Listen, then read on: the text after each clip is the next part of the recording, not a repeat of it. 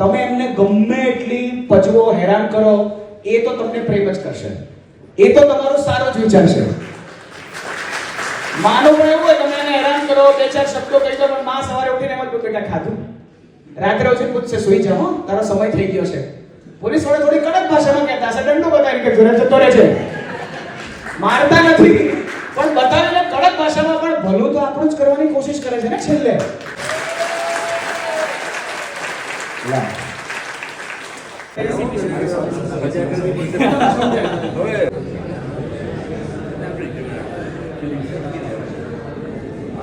દરેક સુરતીઓ માટે અને પ્લસ આપણી સુરત પોલીસ માટે એકવાર જોરદાર અદ્ભુત તાળીઓ થઈ જોઈએ.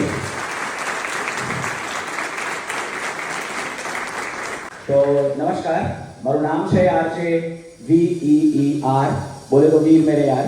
સીપી સાહેબનો આ બહુ અદ્ભુત સમારોહ ગોઠવવાનો આઈડિયા કે તેરા તુજકો અર્પણ તમારું જ છે, પણ તમને મેળવી આપવાની મહેનત કરીને ઓફિસર્સ તમારા સુધી એને પહોંચાડી રહ્યા છે.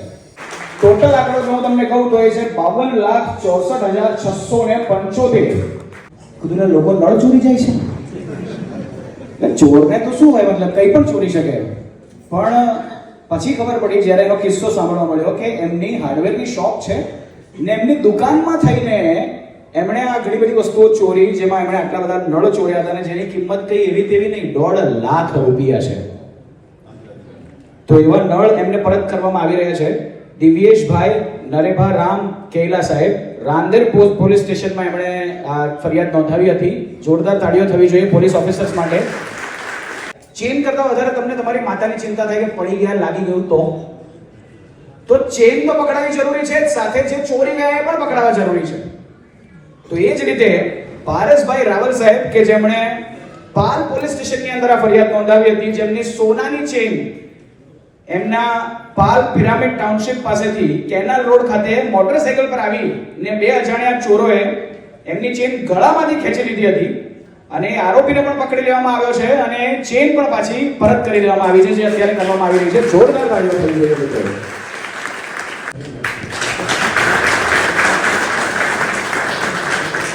કોર્પોરેટ શ્રી સાહેબના હસ્તે ચેન પરત કરાઈ રહી છે. મીનાબેન હિતેશભાઈ નાયકા, જેમનો મોબાઈલ પણ અત્યારે પરત આપવામાં આવી રહ્યો છે અને એ ચોર પાસેથી ઝડપી પડાયો છે, ચોરને પણ ઝડપી પડાયો છે અને એનો મોબાઈલ પણ પાછો લઈ લેવામાં આવ્યો છે. જોરદાર તાળીઓ થવી જોઈએ.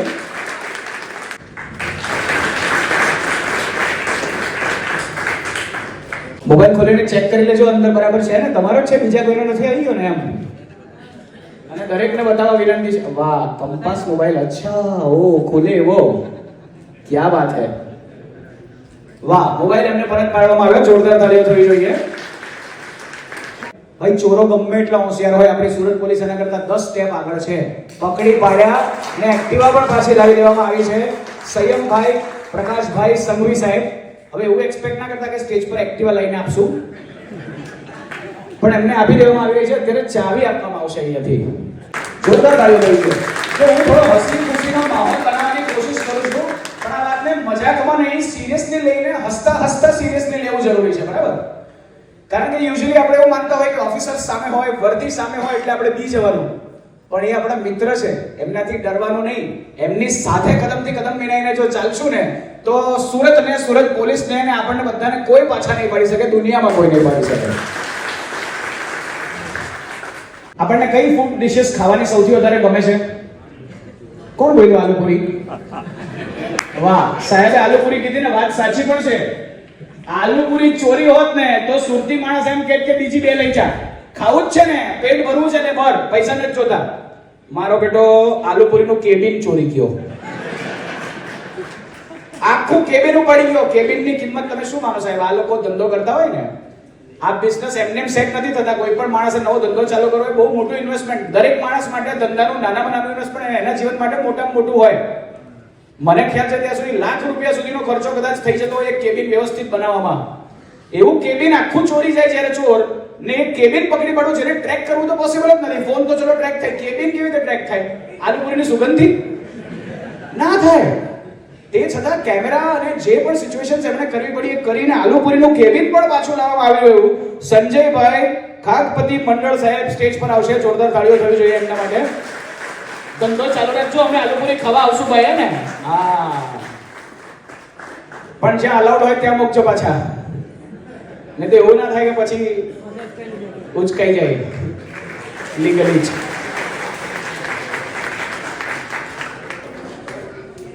મતલબ દુનિયાના કોઈ પણ ફોન ચોરને કે ભાઈ તું ચોરી કરી લે, તું પણ નહીં બચે ને મુદ્દા માલ પણ તારી પાસે નહીં બચે. એટલે ચોરોને અત્યારે આ એક બહુ મોટો મેસેજ છે.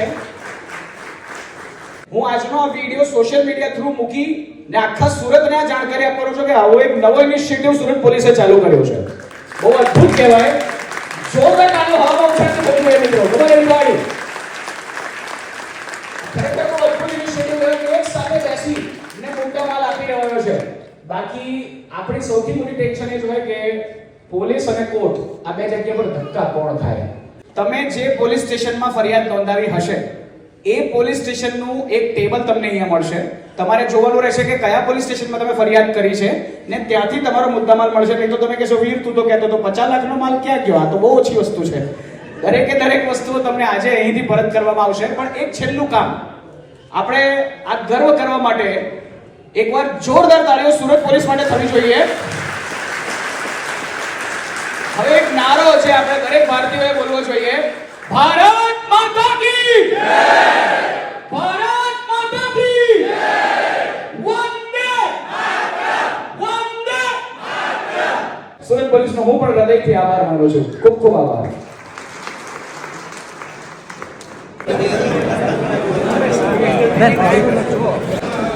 ચલો સર, આનંદ થયો મળ્યો.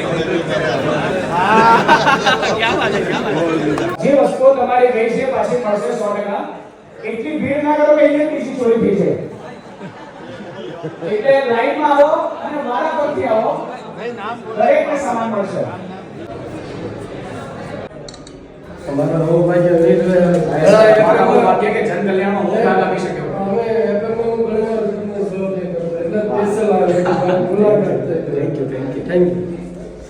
સો હાય અરમાન, મારું નામ આરશે વીર છે અને તમારા પપ્પા તમને બહુ અદ્ભુત પ્રેમ કરે છે. જરૂરથી આવીશ.